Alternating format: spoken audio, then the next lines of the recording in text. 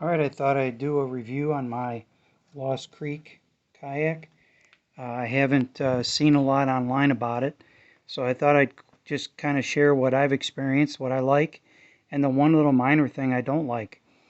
Um, it is affordable. That's one major reason I liked it.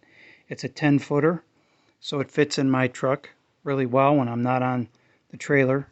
That's my wife's kayak over there. What I would say is probably some key features that I really like is it does have 4 pole holders. This pedal drive is very light. I've owned a Mirage drive on a Pelican, and I've also owned a Native Slayer. And the Slayer was a lot heavier than this, and the Pelican was way longer. It was like 13 and a half feet. So it stuck way out, and I hated it. And it was more cumbersome. This is just right for me. There's a little storage up front. It has a nice sealed latch.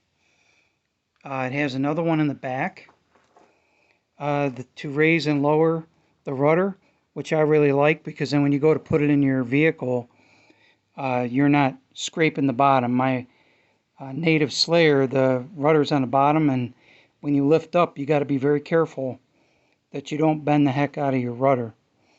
Also, when you launch, you have to launch in backwards so your rudder is floating when you jump in. With this style, when the rudder is up, you don't have to worry about that. So I like that. Really love everything about the kayak. I'm able to stand in it just fine and fish. I weigh about 190 and I'm about 5'7".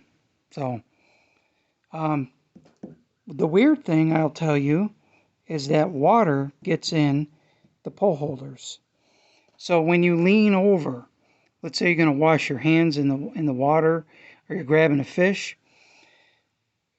your pole holders will dip in just enough to let water in, and then you've got to pop your drain plug when you get to where you're going, and dump out what you can. So that's about the only thing I don't like about this. The storage is minor, compared to some of your other kayaks. It's not as big, and that's what I wanted. So, something simple you can do. Get yourself a nail pouch, just fasten it to the back of your seat. That helps. And I did add a pole holder. I call it a pole holder. It's for maintenance.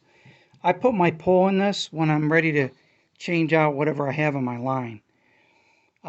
Otherwise, you have to reach way forward or way back. And this was a little more convenient, just doing that. Okay, that's my review of the Lost Creek Kayak 10-footer.